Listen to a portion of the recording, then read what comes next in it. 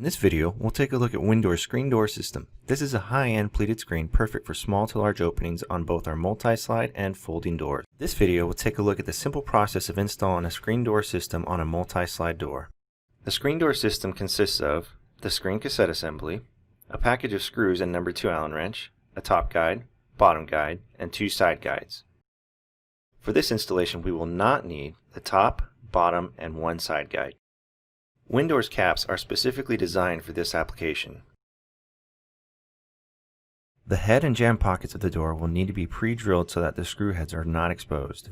Before installing the top and bottom cap, you'll need to make sure that they are cut to the proper length. An 1/8 inch gap from the cap to the panel is necessary for thermal expansion. On the notch side of the threshold cap, use a mallet and carefully tap the bottom corners in. Place the notch side into the jam pocket and snap the threshold into place. Before installing the top cap, use a mallet and carefully tap the bottom corners in on the notch side. Insert the notch side into the jam pocket. Using a mallet or hammer with a wood block, snap the top cap into place. Before installing the jam cap, make sure it fits without damaging the threshold. Measure and cut accordingly. Insert the top of the jam cap into the notched portion of the top cap. Using a mallet or hammer with a wood block, snap the jam cap into place. Measure from the top of the threshold to the bottom lip of the top cap and cut one of the 2 side guides. Place the side guide against the O panel, centered with the top and bottom guide. Using the screws supplied, secure the side guide into place.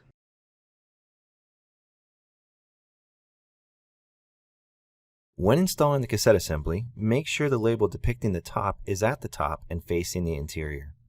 Insert the cassette assembly into the top guide and set it on the bottom guide. Push the cassette assembly down, snapping it into place.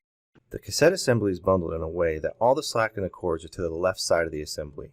So from the interior looking out with the top label facing the interior, it is much easier to slide the entire assembly to the right first, regardless of the door's operation. Remove the top and bottom wrapping, leaving the middle of the screen portion still wrapped together. If the middle was not wrapped together, it is suggested to wrap it together now. Slide the entire assembly to the right and snap the magnetic profile into the side guide. Remove the left magnetic profile. Unbundle the strings and remove the magnetic strip.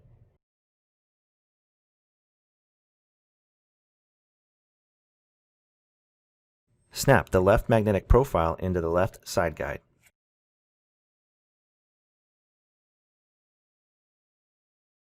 Using the number 2 Allen wrench, adjust the cord tensioners. Remove all the slack out of the cords. There should be slight tension on the springs of the tensioners.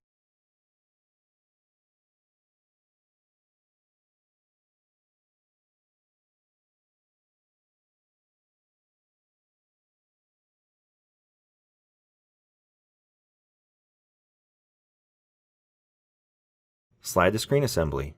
Make sure no strings are twisted or pinched. Remove the center wrapping and completely close the screen. Separate any pleats if needed.